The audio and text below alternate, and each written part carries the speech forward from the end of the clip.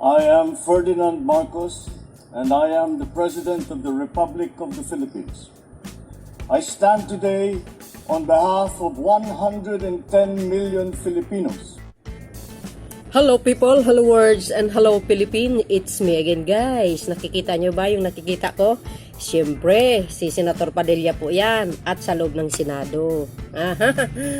Well, anyway, mga kababayan, mayroon tayong upload videos. Ewan ko lang kung nagustuhan nyo po yung itong statement po ni Senator Padilla. No? Alam nyo ba, sa Senado, ang mga ibang senador talagang nanggagalaiti dahil ito guys sa panghaharas po ng Chinese vessel sa ating mga resupply boat at dyan po sa ating mga Philippine Coast Guard. Alam po natin yan, hinaharas, no? Kulang na lang siguro sasaktan ng ating mga kababayan lalo na sa mga mangingisda, no?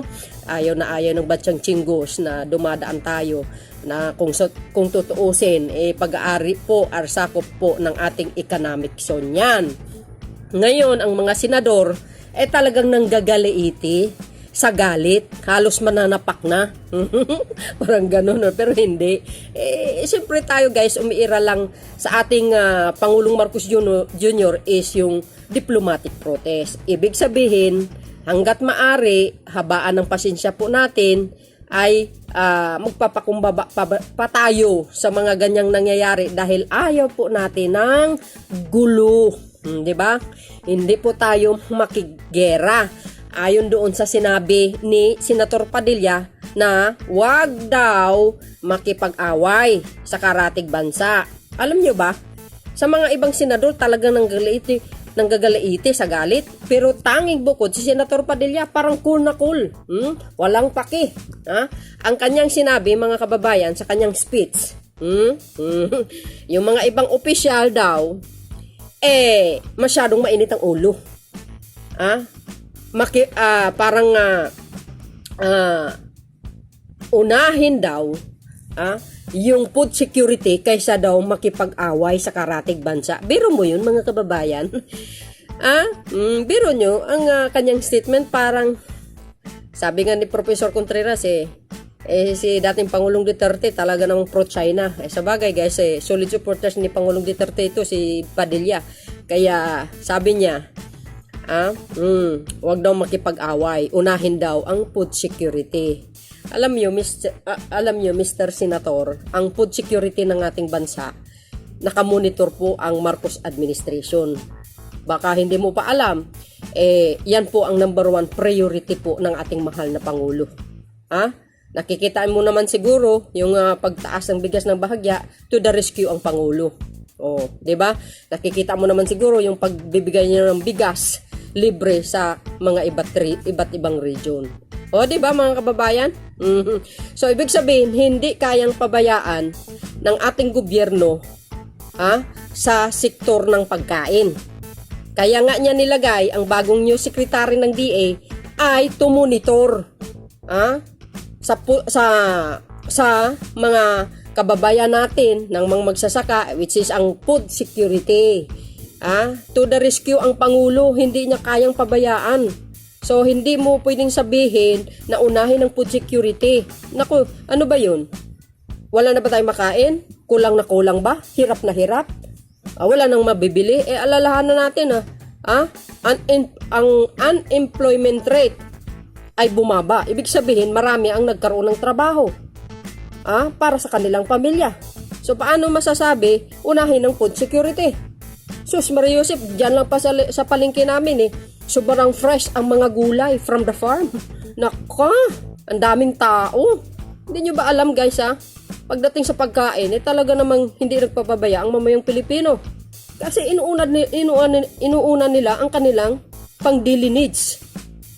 Mga pagkain, of course. No.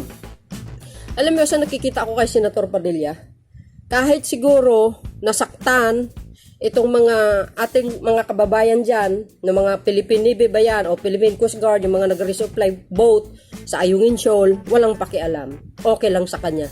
Kasi ang katwiran na wag daw makipag-away sa kapwa bansa. Bakit? Sino bang nakipag-away? Mga kababayan, tanungin ko kayo, tayo ba'y nagpupurbok? o yung bansang Chingus?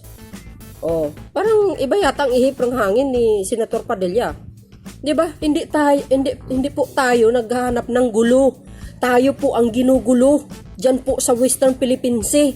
Kaya natin po ipinaglaban yan dahil gusto natin maibalik yung para sa atin. Sakop po yan ng ating economic zone. Yan ay, kung wala po kayong pakialam, Senator, wag na po kayong magsalita ng ganyan. Kasi babatikusin ka talaga ng mamamayang Pilipino. Para wala po kayong kapakialam eh. 'Di ba? Sa akin lang guys, parang nakakadismaya rin mga ganyang speech, 'di ba? Unahin mo ang food security. Paano yun pag mayroong natsugi at nasaktan ng mga Chingus na yan? Okay lang ba yun sa kanya? Food security pa rin ang inuna? Kung tutuusin, mga kababayan, sobra-sobra naman tayo sa food security, hindi naman nagpabaya ang gobyernong Marcos. Ayun, no? So nakakaano din, no? Walang pinagkaiba doon sa sinabi ni dating Pangulong Duterte na daw wag daw palalain ang gulo. O, 'di ba? Pabayaan na lang daw yung diyan daw sa may Ayungin Shore sa mga panghaharas ng Chinese vessel. Wow. Totoo nga yung sinabi ni Professor Contreras pro Duterte talaga. I mean is pro China. Ito si dating Pangulong Duterte. Alam niyo naman, solid supporters ito si Senator Padilla kay dating Pangulong Duterte dahil siya po ang nagpardon sa kanya sa kulungan Kaya maari. Dati guys medyo nakikita ako nanggagalitin din ito diyan sa pangyayari diyan sa Western Philippines. Pero ngayon nag-iba ang ihip ng hangin mga bes. So, kayo na pong balang manghusga mga kababayan kung anong sa tingin nyo sa sinasabi niya. Wag daw makipag-away. Wow, tayo pa ngayon ang makipag-away. Grabe, parang China lang yung sabihin mga kababayan. Parang same China din kasi ang China yung panawagan nila talaga namang tayo pa ngayon ang nanggugulo, hindi daw sila. Di wow, parang ganun din ang sinabi ni dating Pangulong Duterte. Ayan nga guys, daw palalain ng gulo. Ganun din si Senator Padilla. Wag daw tayo makipag-away sa karatig bansa. Unahin daw ang food security. Samantalang hindi naman tayo guys nahihirapan sa food security. Kompleto, Ricardo tayo. Ewan ko lang kung paano niya nasabi yan. So, yun mga kababayan. Kayo na pong balang humusga sa kanyang sinasabi. But before that, don't forget to like, hit the button bell para laging i-update sa aking mga upload videos. Maraming salamat po. God bless everyone. See you again. Bye, bye, bye. Baboos! Tigil sa galit ang mga kapwa senador. Malamig naman ang ulo ni Senator Robin Padilla sa China. Mga itang mariing kinokondena ni na Senate President Juan Miguel Mix Zubiri, Senator J.B. Ejercito, Senator Jingo Estrada, Senator Risa Ontiveros at iba pang senador ang panghaharas ng China kung saan pinakabago ang pag-water cannon ng Chinese Coast Guard sa barko ng Philippine Coast Guard na nagsagawa ng resupply mission sa Ayungin Shoal. Sa flag raising ceremony ng Department of Agriculture sa Quezon City kaninang umaga, sinabi ni Padilla na masyadong mainit ang ulo ng ibang opisyal at inaaway ang kapitbahay na bansa. Ayon kay Padilla, dapat unahin na tiyakin ang sapat na food supply o pagkain para sa lahat, imbes daw na ang init ang ulo o pagkipag-away. Git ni Padilla, bago magharap ng gulo, magharap daw muna ng pagkain o source of food supply. Ang atin pong mga opisyal sa gobyerno, masyadong maiinit ang ulo, gusto awayin yung mga kakapitbahay nating bansa, Wala ka kasi pero malasakit wala naman tayong sapat na food supply. Gutom na gutom ba Kaya mga sana Pilipino? bago natin tunahin ang init Kaloka ng ka. ulo natin, siguraduhin muna po natin na may pagkain tayo sa bayan natin. Huwag ka mag-alala, Sa Senator. bawat hapagkainan ng ating mga May trabaho kababayan. mga yan. Masyado tayong naghahanap ng gulo. Maghanap muna Tayo pa tayo ngayon. ng paraan para magkaroon tayo ng sapat na pagkain. At yan po ay inaasa namin hindi lamang po sa kanya, hindi lamang po sa inyo, kung hindi kasama na po ako.